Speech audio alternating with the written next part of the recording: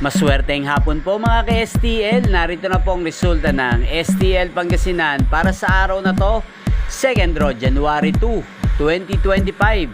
Araw ng Huwebes. Naway ang mga nataya niyo pong mga numero kanina ay manalo nawa ngayong hapong ito, 5 PM. Kaya kunin niyo na po ang inyong mga tickets. Narito na po ang resulta.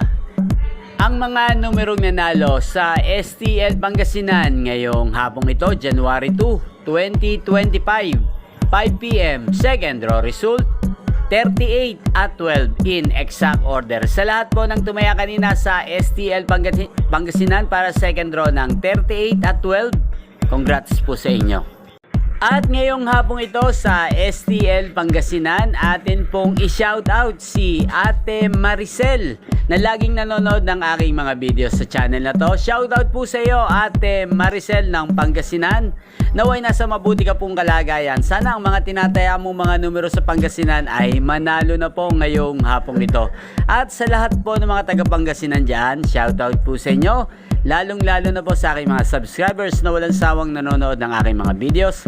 Shoutout po sa inyo. Inyo pong napanood ang resulta ng STL Pangasinan sa channel na to, Roderick Hernandez TV.